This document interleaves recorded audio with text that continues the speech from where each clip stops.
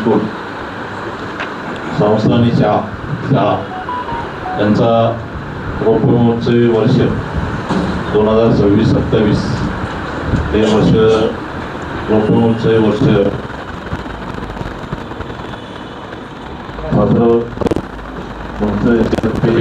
साजरा करण्यात येणार आहे. त्याची पार्श्वभूमी आपणा सर्वांना माहीत होतो आणि ती जनमानसापर्यंत पोहोचवावी यासाठी ही पत्रकार परिषद आज या ठिकाणी हॉटेल या ठिकाणी आयोजित करण्यात आलेली आहे.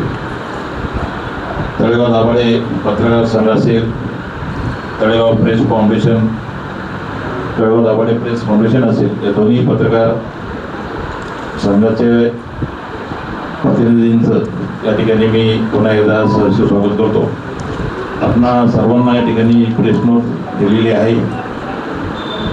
या प्रेस नोट आपण सर्वांनी वाचली असेल. आपल्याला काही शंका असतील, शंका मांडण्यापेक्षा आपले काही मुद्दे असतील तर या ठिकाणी आपण आवश्यक मांडावेत. संस्थेचे सचिव मान्य श्री मिलिंदजी शेलार यांनी या ठिकाणी प्रस्तावना सादर केलेली आहे. ज्ञान विज्ञान अध्यात्म राष्ट्र बनू एकात्म हे संस्थेचं घोषवाक्य आणि या घोषवाक्याला प्राईम होम शैक्षणिक वर्ष 2002-03 या वर्षी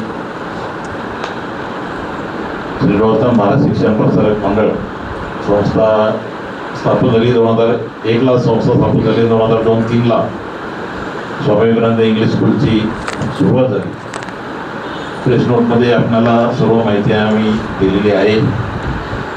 आपले काही प्रश्न असतील तर आपण या ठिकाणी आवश्यक मांडावेत, विचारावेत अशी मी या ठिकाणी विनंती करतो. तत्कालीन शिक्षण मंत्री, महाराष्ट्र राज्याचे तत्कालीन शिक्षण मंत्री कैलासवासी प्राध्यापक रामकृष्ण मोरे यांनी खास बाब म्हणून आपल्या या स्वामी विवेकानंद इंग्लिश स्कूल या इंग्रजी माध्यमाच्या शाळेला त्यावेळेस महाराष्ट्र शासनाची मान्यता त्यांनी त्यावेळेस दिली. आमचे सहकारी मित्र त्यावेळेस मला आठवत आहे, माझ्याबरोबर विनोदराव बेगडे, रामराव जगदाळे आम्ही मंडळी त्यावेळेस मोरे साहेबांना भेटायला गेलो आणि त्यांनी शाळा सुरू करण्यामागचा एकच विषय त्या ठिकाणी उपस्थित केला की शाळेला परवानगी देत असताना, संस्थेला परवानगी देत असताना, शाळेला परवानगी देत असताना, खासबाब म्हणून या ठिकाणी परवानगी देत असताना मग तुम्हाला आठवत असेल सर्व मंडळींना, मोरे साहेबांचा ऐतिहासिक निर्णय पहिलीपासून इंग्रजी त्यावेळेस त्यांनी तो घेतला आणि बहुजन समाजातील विद्यार्थ्यांना इंग्रजी भाषा ही वाघिणीचं दूध असते, परंतु ही इंग्रजी बहुजन समाजातील विद्यार्थ्यांना, सर्वसामान्य कुटुंबातील विद्यार्थ्यांना याचं ज्ञान हे मिळालं पाहिजे. MPC UPCच्या परीक्षेमध्ये त्या बहुजन समाजातील सर्वसामान्य कुटुंबातील विद्यार्थी हे दिसले पाहिजेत, चमकले पाहिजेत, ही भावना त्यावेळेस त्यांनी व्यक्त केली. आणि या ठिकाणी गेल्या पण त्यांना जो शब्द दिला, त्यांनी जो शब्द आमच्याकडून घेतला किंवा शाळा चालू करत असताना शाळेचा बाजार न मानता वेगवेगळ्या एकच शाळा आपण सर्वसामान्य कुटुंबातील विद्यार्थ्यांसाठी आपण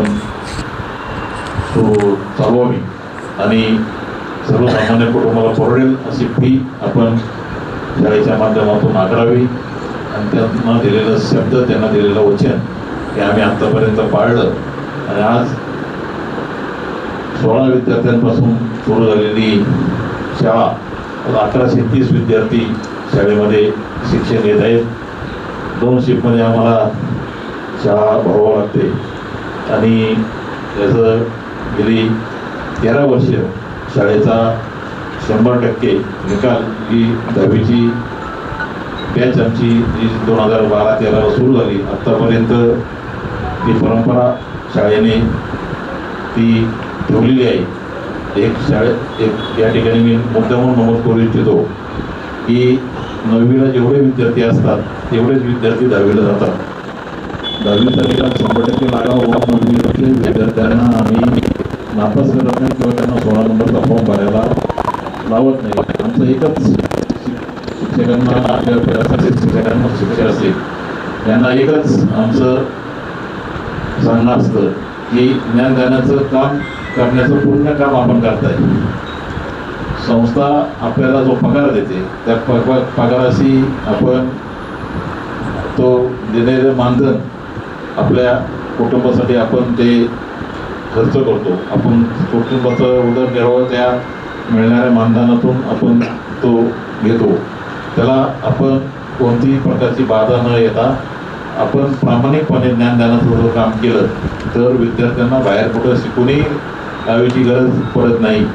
आणि चांगल्या पद्धतीचं ज्ञानदान आपण जर केलं तर कुठं आपल्याला विद्यार्थ्यांना आत्तापर्यंत ही परंपरा आम्ही राबवली की 9वीला जे विद्यार्थी असतात तेच विद्यार्थी 10वीला आम्ही तेवढे विद्यार्थी 10वीला गेलेच पाहिजेत. हा आमचा शिक्षक मुख्याध्यापक असतील शिक्षक असतील त्यांच्या प्रती असलेला आमचा हा विषय की आपण त्या पद्धतीने आपण ज्ञानदानाचं काम करणं बंधनकारक आहे, कर्तव्य आहे आपलं. आणि त्या पद्धतीने आमचे शिक्षक मंडळी आत्तापर्यंत काम करत आले आणि 100%चा निकाल ही परंपरा आत्तापर्यंत या ठिकाणी आम्ही मंडळींनी राबवली.